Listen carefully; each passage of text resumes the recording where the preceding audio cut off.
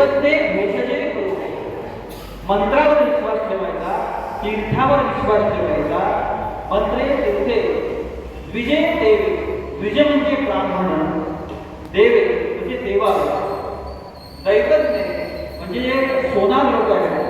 ज्यावेळी आपण सोनं बघा संपूर्ण विश्वासानं देतो आणि ते विश्वासानं आपल्याला त्यांचे काय प्रस्ताव असेल त्याचे काय नवीन मजुरी असेल ते करून आपण पूर्ण ते घेतो विश्वास ठेवल्याशिवाय. दैवज्ञ विषजे विषज म्हणजे औषध. डॉक्टरकडे आपण विश्वासानं गेल्यानंतरच ते औषध आपल्याला लागू पडतं. विशेष करून आयुर्वेदामध्ये सांगितलं जातं. आता वेगवेगळ्या कंपन्या त्याच्यावर आपण जास्त विश्वास ठेवतो ही गोष्ट वेगळी. पण एखाद्या झाडाचा पाला त्यांनी बोलून आपल्याला दिला आपण जातो की नाही. ह्या गावात हातावर वैद्य असतात किंवा नाहीच्या आधी पाठी तिथं जाऊ शकतो. पण तिथे गती असते. हा विश्वास खूप महत्वाचा आहे. औषधापेक्षा आपण त्याच्यावर विश्वास ठेवला आहे. त्या विश्वासातून आपल्याला आधार मिळेल. वेगवेगळ्या कंपन्यांची औषधं घेतो पण तिथे विश्वासाची काही गॅरंटी नाही. कारण औषध आठवड्याचं असतं आणि आम्ही औषध मला विकत घेतो आणि हा मधला सगळा बाजार जो आहे त्याच्यामध्ये विश्वास निघून जातो, विरघळतो. आणि मंत्रे तीर्थे विजय देवे दैवते विजय गुरु. शेवटचा गुरुवर विश्वास ठेवा. जो काही सत्य आपल्याला आध्यात्मिक मार्गदर्शन करणार आहे, कलेचं मार्गदर्शन करणार आहे, आपल्या प्रपंचामध्ये मार्गदर्शन करणार आहे, त्या गुरुवर विश्वास ठेवून आपण समाजामध्ये पुढे जायचे. अशी 7 ठिकाणं गुरुचरित्र आपल्याला सांगितले. अवधूत चिंतन श्री जय राम जय जय राम श्री राम जय राम जय जय राम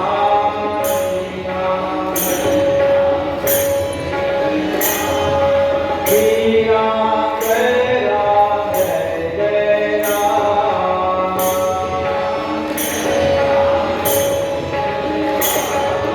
श्री राम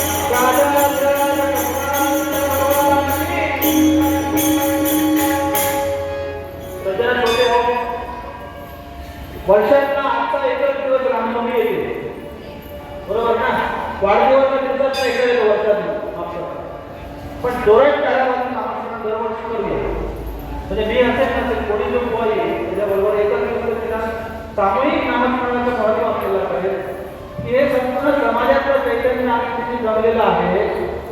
ते चैतन्याचा गुणाकार केला तर किती पटकन नामस्मरण होतं बघा. आता आपण फक्त समोर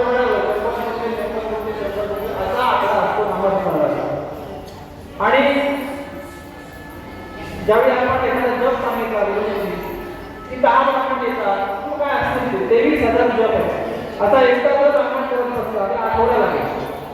हा गुणाकार असतो नामस्मरण भक्तीचा.